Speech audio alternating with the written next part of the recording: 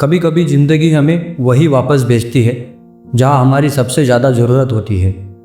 ये कहानी है आरके की, जो शहर से लौटकर अपने गांव आया और धीरे धीरे गांव की तस्वीर बदल दी। आरके एक छोटे से गांव रामपुर का लड़का था। उसके माता पिता किसान थे और घर की हालत सामान्य थी। उसने पढ़ाई के लिए शहर का रुख किया। शहर की भीड़, संघर्ष और असफलताओं ने उसे थका दिया। नौकरी नहीं मिली, पैसे खत्म हो गए और धीरे धीरे वो टूटने लगा। थक हार कर वो अपने गांव वापस लौट आया।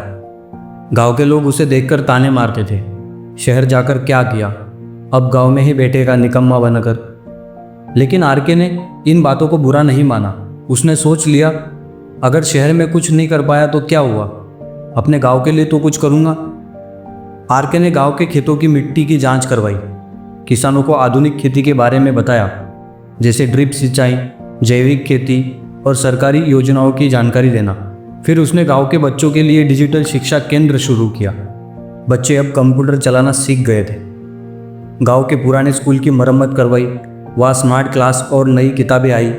महिलाओं के लिए सिलाई केंद्र शुरू किया, जिससे वे आत्मनिर्भर बन सके। गांव की सड़कें बनने लगी, साफ सफाई होने लगी और लोग बदलाव का महसूस करने लग गए थे। वो लोग जो कभी आरके को ताना मारते थे, अब कहते हैं, ये लड़का जिसने हमारे गांव को बदल दिया है। गांव के बुजुर्ग ने उसे सम्मानित किया। सरपंच ने कहा, आरके ने जो किया वो हर युवा के लिए प्रेरणा है। आरके अब सिर्फ एक आम लड़का नहीं था, वो एक गांव का नायक बन चुका था। उसकी मेहनत, लगन और सोच ने पूरे गांव को एक नई दिशा दी। कभी भी किसी को कम मत समझो। अगर इरादे सच्चे हो तो कोई भी बदलाव संभव है।